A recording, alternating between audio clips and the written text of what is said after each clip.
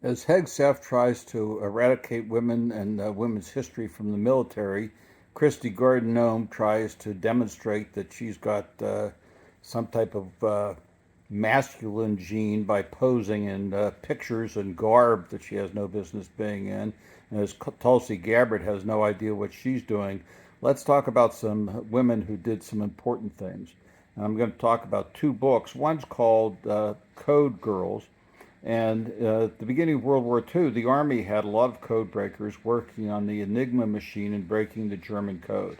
The Navy, which had great responsibility, or the major responsibility until the war in the Pacific against Japan, had very few code breakers. So they went to what was then known, maybe still is, the Seven Sisters, an elite group of colleges in the East, and they went to the professors, I think, of the physics and mathematics departments to hire women to be code breakers. And they asked essentially for these women in their interviews, and as I said, they were coming from the math and physics departments, if they liked to work crossword puzzles and if they had any intention of getting married. And they asked that question because there was going to be extensive training and expense involved in setting up a code breaking, if you will, machinery that took place, I think, mostly on a campus in Maryland. They ended up hiring 10,000 women. Uh, uh, and I think of those 10,000 women, they were under secrecy agreements, and these secrets were kept until very late in the 1900s or early 2000s. And they broke the Japanese codes. And they did it receiving exactly one half of the pay of their male counterparts who were breaking codes against the Germans.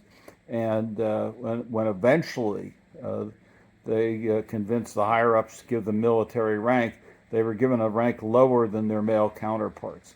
But these are unsung heroes who saved countless thousands and tens of thousands of lives, and the type of people that Hegseth and the rest of them look down upon as if they've done nothing great for this country. Meanwhile, there's a book, I think it was called A Woman of No Importance. As I recall, the woman was Virginia Hall, who was raised in Maryland but lost part of a leg in a horseback riding accident in Connecticut. The war broke out. She wanted to do something for the Allied efforts and went to, and I think she could speak French, she went to the British and asked to join up for the British and be part of Churchill's unconventional warfare team. She was eventually sent to France and became a major spy and set up major spy rings for the Allies throughout France. Oh, I forgot to mention, no small thing, she had an artificial leg. Um, and she would change places where she stayed every night or two, was hounded by the German intelligence services, who they tried to find her. She was the most sought after spy in France. And eventually, the British convinced her that she had to leave France with resistance fighters. They took her, she walked across, they didn't take her, that she walked across with a wooden leg the Pyrenees Mountains to escape into Spain and eventually go back to Great Britain. For all of her efforts,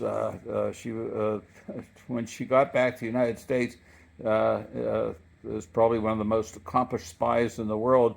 What then became the CIA, which had been what's called the OSS, they made her as an analyst at the CIA instead of having her operate as a higher level spy or in charge of CIA operations.